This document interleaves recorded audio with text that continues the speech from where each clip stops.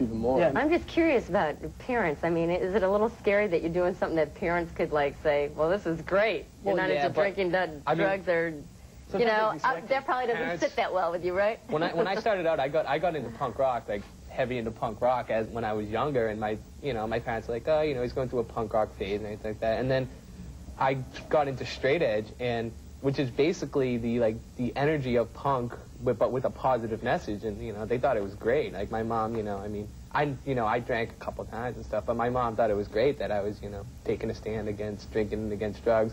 You know, she probably thought I'd grow out of it, you know, but now I'm older and I'm still into it. They do think it's a phase then. Yeah. And they even encourage it, you know, like my girlfriend just turned 21, and she was saying that, like, all her friends who took her out, you know, for her birthday, like, everybody's like, oh, you're going to have a drink tonight? You're going to, you know, you're going to get drunk tonight? And she was like, you know, no, you know, why should I? And so it's almost like this weird ritual that when you turn 21, you automatically, it's like you get drunk. You know, that's just the way the world, you know, the way America is, you know what I mean? It's like, even like, you know, like a guy like Jerry Garcia, like, he dies and Bill Clinton, like, talks about how great he is, but for years and years, he influenced generations of kids to, like, do acid and pot and stuff. Like, how can Bill Clinton or anybody else say that he was, like, anything great? Model. Like, you know what I mean? Because there's tons of hippies running around the streets of Boston, stoned out of their minds because of Jerry Garcia. So when you guys get the pressure, though, maybe from other friends or whatever, to drink or do drugs, do you look at this as almost like an excuse, something to fall back? It's like, I'm strong. It's not an excuse, No, it's not an excuse. It's not an excuse, but you're just stronger. It just makes you stronger. I mean, just going to parties, it's like watching these people, like, I mean, to me, they act dumb, and it's just something that, like, I don't need. Do you have to explain to people I'm straight edge? No, they just, like, some people, like, no, some people just leave you alone. Like, some people are just really nice about it. Like, I mean, they can do their thing, I'll do mine, you know? And perhaps because everyone here, I mean, basically are purists, they're a little bit extreme, but if somebody's in high school and they're going to use that as an excuse, and everyone here seems to frown upon that, I mean, fine, let them use it as an excuse. Anything to get past that. You said let them use drinking and drugs? No, let them use straight edge. Oh, let them use straight edge. I'd rather have somebody use straight edge as an excuse than to not use an excuse at all and give in. Yeah. Anything to get them past that difficult time is fine. Definitely.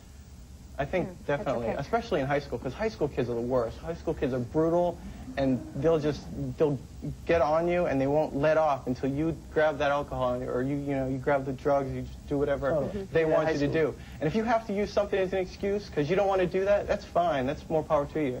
How about some of the music that you have to play now as a DJ that maybe doesn't carry the same positive message? How do you deal with that?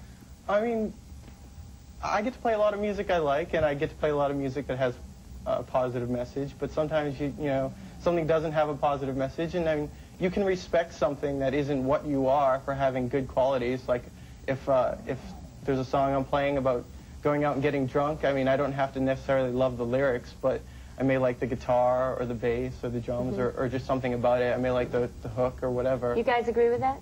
Yeah, You feel definitely. for that? So you can enjoy other music. Also, if a band has talent, I mean, I'm not going to not like them just because they're not straight edge.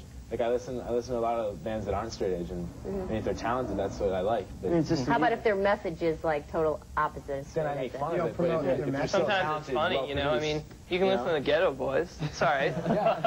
It's just funny. Give it a chuckle. It's got to be. You can groove to it. About straight edge music being marketable too, that he was talking about earlier, and how they'd never be marketable.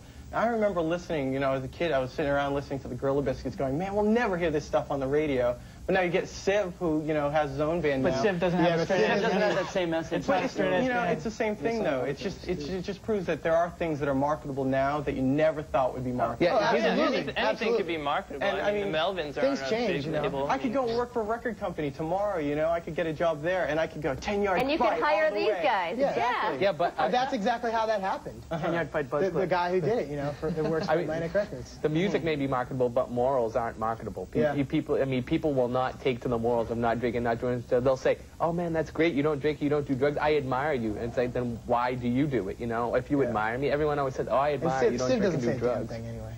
Okay, well listen, I think it's time to hear from 10-Yard Fight. What do you think? Yeah. Well, before we play, I just have to say, Big Wheel Records is putting out a Massachusetts hardcore comp, a bunch of bands, and you want to check that out. And there's a bunch of local bands, Age of Reason, Cave In, Piebald, all great bands. So not just 10-Yard Fight. We're not stealing the spotlight. Okay, and how about you, Jason? You have a little promo to do for your place? Well, I'm on Saturday nights, so you can listen to Jason on or Saturday? Sunday on the overnights, because that's when I get to play all the cool, really like obscure stuff, like 10-yard fights. So listen for that. Good. Well, thanks a lot for being with us, Jason, Pete, the rest of you guys. 10-yard fight. 10-yard fight. Let's go. Okay? Wrap around is positive. We'll see you next week.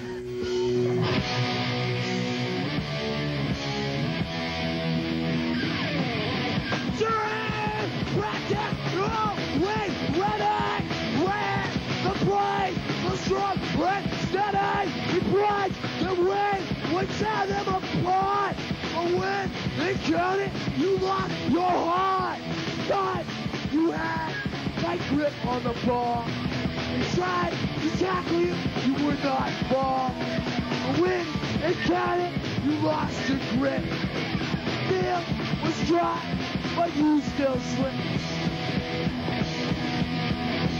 You're offside, it's me, you do, you're offside, we no longer faith in you. Make a choice to leave the crew, and the sight of you. You're offside, you're offside, you're offside. Make a choice, man. All right, practice, oh, wait, ready, win, the play, the strong, and steady, the plays, the win, we tear them apart, win, and get it, you lost your heart, but you had tight grip on the ball, try to tackle you, you would not fall, but win, and get it, you lost your grip, then try. But you still slip. Slipping. Offsides!